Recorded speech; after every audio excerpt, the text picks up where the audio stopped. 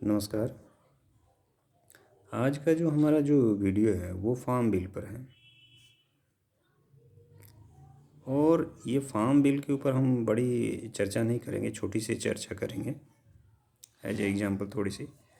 तो farm bill 2020 में आपके 3 कानून हैं। एक है इसेंशियल कमोडिटी एक्ट, दूसरा है कॉन्ट्रैक्ट फार्मिंग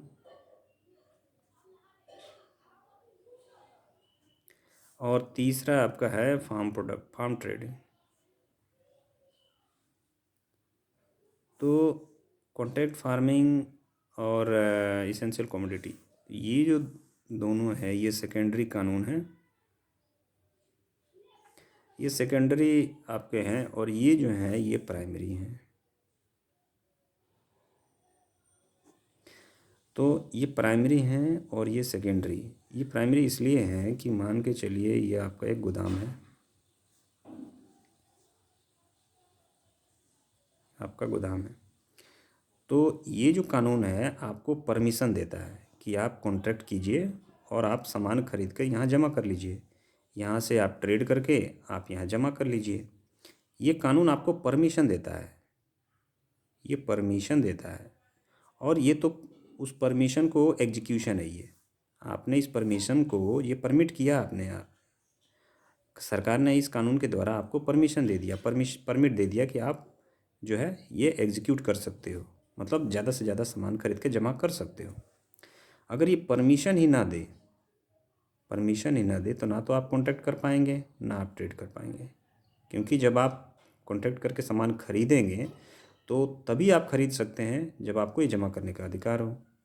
ट्रेड तब करेंगे जब आपको अधिकार हो। तो ये आपको परमिशन देता है।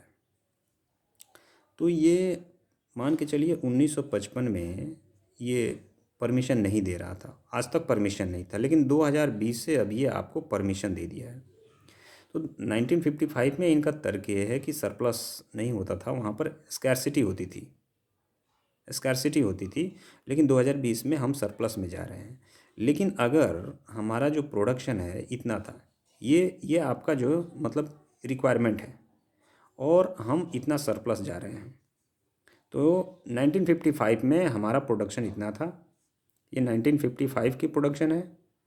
और उसके बाद अब हम ये जो है टोटल जो है आज इस समय का प्रोडक्शन है 2020 का, हम करें सरप्लस है। तो इतना हमारा सरप्लस है, रिक्वायरमेंट हमारा इतना है, ये रिक्वायरमेंट है हमारा।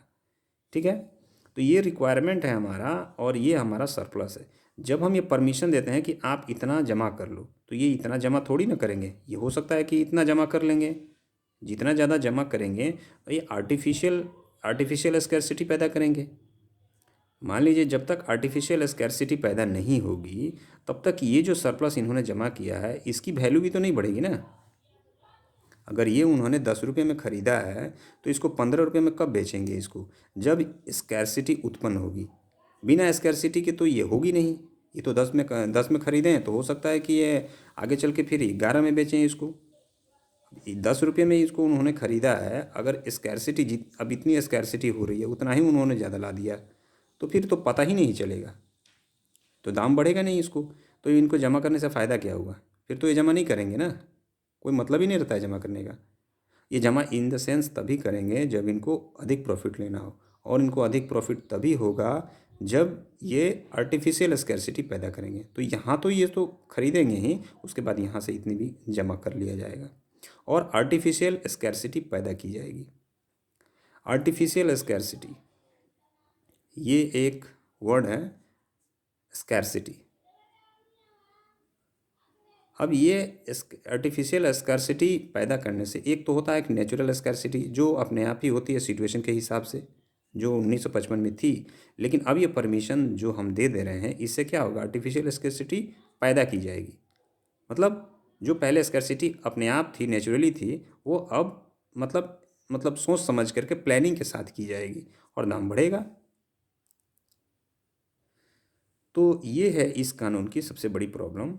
अगर इसको राइट ऑफ करवा दिया जाए, इसको हटा दिया जाए, तो इन दोनों का कोई मतलब ही नहीं रह जाएगा।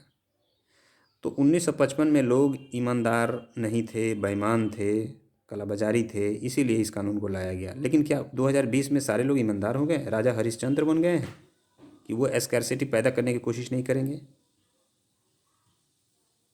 ऐसा नहीं है। तो इसी को ध्यान में रख करके ये देखा जाए तो क्या रिजल्ट निकलता है, ये जनता खुद इस पर विचार करे। तो आज के लिए इतना ही। धन्यवाद।